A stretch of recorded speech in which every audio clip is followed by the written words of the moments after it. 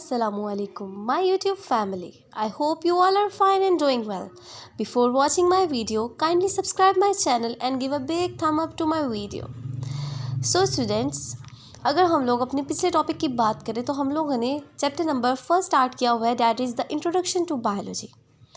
And students, जैसा कि हम जानते हैं कि हम अपनी ब्रांचेस के बारे में पढ़ रहे थे, लेकिन कल हमारी ब्रांचेस कंप्लीट नहीं हो पाई थी, जिसकी वजह से हम अपनी ब्रांचेस को दोबारा से इसको कंप्लीट करेंगे. सो बढ़ते हैं अपने आज के टॉपिक की तरफ, that is about the branches of biology. So students, हम बात कर रहे थे कल इकोलॉजी के बारे में. हम लोगों ने लास्ट ब्रांच पढ़ी अपनी कि इकोलॉजी क्या थी. मैंने आपको बताया कि इकोलॉजी जो है वो हमारे पास उसका दूसरा नाम जो है वो इन्वायरमेंटल बायोलॉजी है, जिसको हम इन्वायरमेंटल बायोलॉजी कहते हैं. इसके अंदर हम पढ़ते हैं कि किस तरह से एक इन्वायरमेंट जो है वो किस तरह से असरअंदाज करता है लिविंग ऑर्गेनिजम्स के ऊपर, किस तरह से एक इन्वायरमेंट और उसके लिविंग ऑर्गेनिज्म और इन्वायरमेंट का क्या आपस में रिलेशनशिप है, ये सब कुछ वो किस तरह से इंटरेक्ट करता है, क्या करता है ऑर्गेनिज्म एक इन्वायरमेंट में रहकर, किस तरह से अपनी फूड हासिल करता है, किस तरह से अपने आप को बचा कर रखता है इन्वायरमेंट की सख्तियों से, किस तरह से जो है वो अपने लिए शेल्टर तलाश करता है. ये सब कुछ हम पढ़ते हैं इकोलॉजी के अंदर. सो बढ़ते हैं अपनी नेक्स्ट ब्रांच के ऊपर, that is about the taxonomy. So अगर हम लोग इसकी डेफिनेशन की बात करें, so taxonomy is the classification and naming of living organisms. यानी कि अगर हम इसके बारे में पढ़ें तो टेक्सोनोमी एक ऐसी ब्रांच है बायोलॉजी की दैट इज़ वेरी इंपॉर्टेंट.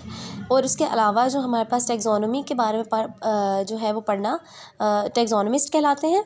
उसके अलावा अगर हम लोग बात करें टेक्सोनोमी की, तो टेक्सोनोमी के अंदर जैसे कि आप जानते हैं कि हमारे पास लिविंग ऑर्गेनिज्म जो है उनकी बहुत ज़्यादा टाइप्स है. हमारी अर्थ के ऊपर बहुत सारे ऑर्गेनिजम्स हैं, ठीक है, जिनके अंदर कुछ वर्टिब्रेट्स हैं, कुछ इनवर्टिब्रेट्स हैं, कुछ रेंगने वाले जानवर हैं, कुछ रेप्टाइल्स हैं, कुछ बर्ड्स हैं, कुछ मैमल्स हैं, बहुत सारे लिविंग ऑर्गेनिजम्स पाए जाते हैं.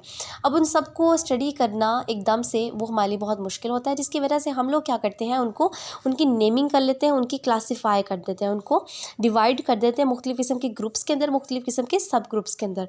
वो सारा कुछ जो है वो हम लोग पढ़ते हैं इस ब्रांच के अंदर, दैट इज़ टेक्सोनोमी. अगर हम लोग बात करें उसकी अपनी नेक्स्ट ब्रांच की, that is about biotechnology. Students, तो बायोटेक्नोलॉजी बहुत ही इंपॉर्टेंट, बहुत ही अहम हमारे पास ब्रांच है, और that is the latest branch of biology. Latest इस लिहाज से है कि क्योंकि जैसे कि आप जानते हैं कि हमारे पास डेयरी प्रोडक्ट्स बनना, yoghurt formation, dough formation, fermentation process, ये सारे प्रोसेस बायोटेक्नोलॉजी के थ्रू हो रहे हैं. अब ये किस तरह से हो रहे हैं, जैसे कि आप जानते हैं कि बायोटेक्नोलॉजी की अगर डेफिनेशन करें, so biotechnology is the practical application of the living organisms to make the substances for the benefit of mankind. इसका मतलब है कि हम लोग क्या करते हैं, लिविंग ऑर्गेनिजम्स में से जैसे कि माइक्रो ऑर्गेनिजम्स को हम लोग यूज़ करते हैं सब्सटेंसेस को बनाने के लिए. सब्सटेंसेस से मुराद डेली लाइफ की हमारी चीज़ें हो सकती हैं, ठीक है, हमारी मुख्तलिफ़ किस्म की चीज़ें, जैसे हम चीज़ बनाते हैं, जैसे कि हम दही फॉर्मेशन करते हैं बैक्टीरिया के इस्तेमाल से. वो सब कुछ जिस ब्रांच में पढ़ा जाता है वो है हमारे पास बायोटेक्नोलॉजी. सो स्टूडेंट्स, ये सब कुछ हम पढ़ते हैं बायोटेक्नोलॉजी की ब्रांच के अंदर. अब बायोटेक्नोलॉजी जो है वो बहुत ही वसी नॉलेज है. इसके बारे में हम लोग जो है बहुत सारी इंफॉर्मेशन हासिल कर सकते हैं, वो आपको डिटेल में इंशाल्लाह बताई जाएगी. सो स्टूडेंट्स, बढ़ते हैं अपनी नेक्स्ट ब्रांच की तरफ, that is about the cell biology. जैसे कि आप जानते हैं what is a cell. Cell जो है हमारे पास हमारा बेसिक, हमारी लाइफ का, लिविंग ऑर्गेनिज्म का basic and structural and functional unit of life is called the cell. हमारी बॉडी जो है वो हमारे सेल्स से मिलकर बनी है, ट्रिलियंस ऑफ सेल्स से मिलकर बनी है हमारी बॉडी. और सेल के स्ट्रक्चर के बारे में स्टडी करना, फंक्शन के बारे में स्टडी करना, वो हमारे पास हम किस ब्रांच में पढ़ते हैं, सेल बायोलॉजी के अंदर. Okay students, I hope you are getting my knowledge. उसके बाद अगर हम लोग बड़े नेक्स्ट ब्रांच के बारे में, डैट इज़ पैरासाइटोलॉजी. पैरासाइटोलॉजी एक ऐसी ब्रांच है जिसके अंदर हम लोग पैरासाइट्स के बारे में पढ़ते हैं, study of parasites. So students, अगर हम पैरासाइट्स की बात करें तो पैरासाइट्स ऐसे ऑर्गेनिजम्स होते हैं जो हमारे पास हमारे लिविंग होस्ट के अंदर से, यानी कि किसी ऑर्गेनिज्म के अंदर से जो है वो मुख्तलिफ़ किस्म की अपनी फूड लेते हैं, मुख्तलिफ़ किस्म की चीज़ें लेते हैं, शेल्टर रहने की जगह लेते हैं, फूड लेते हैं, लेकिन इन रिटर्न यानी कि बदले में उनको नुकसान पहुंचाते हैं. ऐसे ऑर्गेनिजम्स को हम पैरासाइट्स कहते हैं. अगर मैं आपको इसकी एग्जांपल दूं, जो आपको पता है कि लाइसिस, जो सर के अंदर जुएँ पाई जाती हैं मोस्टली, तो वो जो है हमारे पास, this is a good example of parasites. उसके अलावा अगर हम लोग देखें हमारे पास मॉस्किटोज़ जो मच्छर होते हैं वो क्या करते हैं, आप सब जानते हैं क्या हाल करते हैं। वो इस तरह से करते हैं कि वो हमारा जो है वो खून चूसते हैं, हमारा ब्लड सक करते हैं, ठीक है। और हम जो है उन्हें ब्लड भी दे रहे होते हैं, हम अपने रहने की जगह भी इनको दे रहे होते हैं, लेकिन इन रिटर्न बदले में वो क्या करते हैं हमारे साथ, हमें इन्फेक्शन कॉज करते हैं, हमें नुकसान कॉज करते हैं। तो ऐसे सारे ऑर्गेनिज्म जो हमें इन रिटर्न बदले में जो है वो नुकसान पहुँचाए और हमसे फ़ायदा हासिल करें, दे आर कॉल्ड पैरासाइट्स। और उनकी स्टडी को पैरासाइटोलॉजी ब्रांच जो है बायोलॉजी की, उसके अंदर स्टडी करते हैं। सो बढ़ते हैं अपनी नेक्स्ट ब्रांच की तरफ, that is about the सोशियोबायोलॉजी।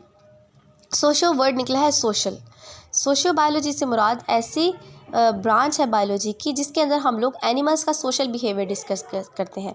It is a study of social behaviour of the animals, यानी कि ऑर्गेनिजम्स, एनिमल्स जो हैं हमारे पास, उनका सोशल बिहेवियर जो है हमारे पास वो किस तरह से है, वो किस तरह से जो है वो इंटरेक्ट करते हैं एनवायरनमेंट के अंदर, किस तरह से बाकी ऑर्गेनिज्म के साथ इंटरेक्ट करते हैं और किस तरह से अपनी लाइफ साइकिल को जो है वो बढ़ाते हैं। तो वो सारा कुछ हमारे पास सोशल बिहेवियर उनका कहलाता है, उनको पढ़ना सोशियो बायोलॉजी कहलाता है। बढ़ते हैं अपनी नेक्स्ट ब्रांच की तरफ, डैट इज़ हिस्टोलॉजी। हिस्टोलॉजी एक ऐसी ब्रांच है बायोलॉजी की जिसके अंदर हम लोग टिश्यूज़ के बारे में स्टडी करते हैं। Now what is tissues? Tissues हमारे पास मुख्तलिफ़ किस्म के सेल्स मिलकर टिश्यूज़ बनाते हैं और मुख्तलिफ़ किस्म के टिश्यूज़ मिलकर ऑर्गन्स बनाते हैं। इसी तरह से ऑर्गन्स मिलकर ऑर्गन सिस्टम बनाते हैं, ऑर्गन सिस्टम्स मिलकर हमारे पास इंडिविजुअल बना लेते हैं। तो हमारे पास टिश्यूज़ के बारे में पढ़ना जो है वो हम पढ़ते हैं किस ब्रांच के अंदर, हिस्टोलॉजी के अंदर। उसके बाद हम लोग बात करते हैं इम्यूनोलॉजी की। इम्यूनोलॉजी से मुराद, इम्यूनोलॉजी वर्ड निकला है इम्यून सिस्टम से, ठीक है। इम्यून सिस्टम हमारा दिफाई सिस्टम होता है जो हमारी बॉडी को प्रोटेक्ट करता है फ्रॉम द इन्वेडर्स, यानी कि बाहर के ऑर्गेनिजम्स के, यानी कि इस तरह के ऑर्गेनिज्म। अगर हम इसकी प्रॉपर डेफिनेशन करें तो it is basically it is a study of immune system of animals which defend the body, जो हमारी बॉडी को डिफेंड करता है, बचाता है बाहर के ऑर्गेनिज्म से, ठीक है जी। तो हम इसके बारे में पढ़ते हैं किस ब्रांच के अंदर, इम्यूनोलॉजी के अंदर। हमारी सेकंड लास्ट ब्रांच है एंटोमोलॉजी। एंट से मुराद है इंसेक्ट्स, ठीक है। इसके अंदर मुख्तलिफ़ किस्म के, आप जानते हैं इंसेक्ट्स की भी हमारे पास बहुत सारी टाइप्स हैं, बहुत सारी किस्में हैं हमारे पास इंसेक्ट्स की, और उनकी सबकी स्टडी कहलाती है एंटोमोलॉजी, और ये इस ब्रांच के अंदर हम लोग पढ़ते हैं। So last branch is pharmacology. So जो फार्माकोलॉजी हमारे पास ब्रांच है उसके अंदर हम लोग बेसिकली ड्रग्स के बारे में पढ़ते हैं। ड्रग्स मुराद अद्वियात के बारे में, दवाइयों के बारे में। It is the study of drugs and the effects on the system of human body, यानी कि इंसानी जिस्म के ऊपर हमारे पास ड्रग्स जो होती है, मुख्तलिफ़ किस्म की दवाइयाँ होती हैं, उनका क्या क्या असर पड़ता है, ठीक है, क्या साइड इफ़ेक्ट होता है ये बॉडी के अंदर, वो किस तरह से वर्क करती हैं, वो सारी की सारी हम लोग पढ़ते हैं किस ब्रांच के अंदर, फार्माकोलॉजी के अंदर।